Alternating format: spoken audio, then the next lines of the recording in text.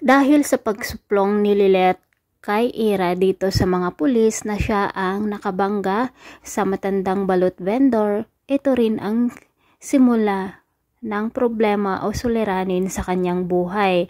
Dahil nga si Ira ay girlfriend ng kanyang best friend na si Bonnie at anak naman ni Meredith na iniidolo niyang lawyer, kung kaya't magiging dahilan ito ng magagalit ang mga tao sa kanya, at ito rin ang dahilan kung bakit magkakaroon ng malaking problema dahil nga ipinalabas ni Kurt ang nakuhanan niyang video na kung saan ay sinasabi ni Lilet dito kay Bonnie na mahal niya ito. Dahilan nga dito kung kaya't magkakaroon ng problema dito sa kasong, lalo pa si Attorney Constantino ang sinabi ni Lorena na hahawak dito. Pero dahil po sa videong ito ay magiging alanganin ang kasong ito at lalabas nga sa media o sa social media na sinisiraan lamang ni Lilet si Ira dahil sa pagseselos nito.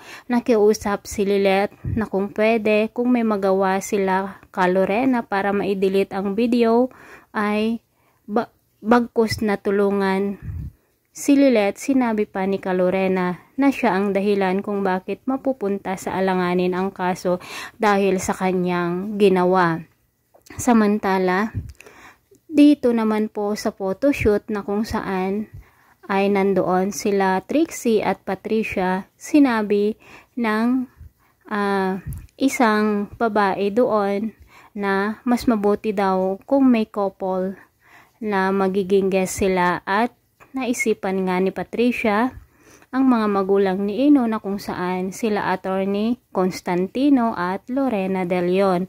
Tuwang-tuwa naman si Trixie dito sa sinabi ng kanyang mami dahil mamimit na niya ang parents ng kanyang boyfriend.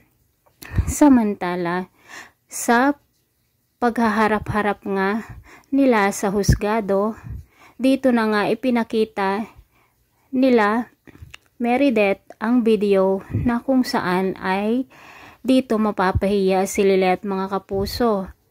Pero sana mayroon pang isang ebidensya na magpapalabas na kung saan si Ira nga ang nakabangga dito sa matandang balut vendor. Pero kapag inimbestigahan nila ang sasakyan, sana makita nila yung basahan na kung saan ipinunas ni Ira dito sa dugo ng kanyang kotse noon. At dahil nga po sa pangyayaring ito, tuluyan na nga kayang mawawasak ang pagkakaibigan nila Bonnie at Lilet, mga kapuso.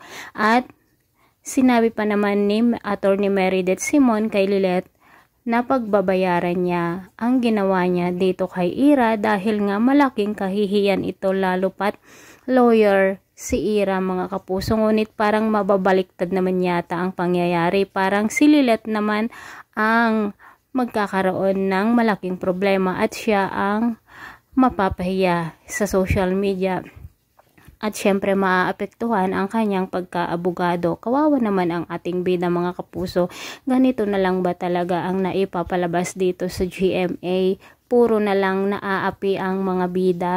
Pero sana marami pang ebidensya ang makuha nila para sa ganun naman po ay managot si Ira, kasi kawawa naman ang kanyang nasagasahan, lalo pat may mga apo ang matanda at siya lamang ang inaasahan ng mga ito. Sana manaig ang totoong batas. Maraming salamat po sa panonood. See you on my next video. Bye bye.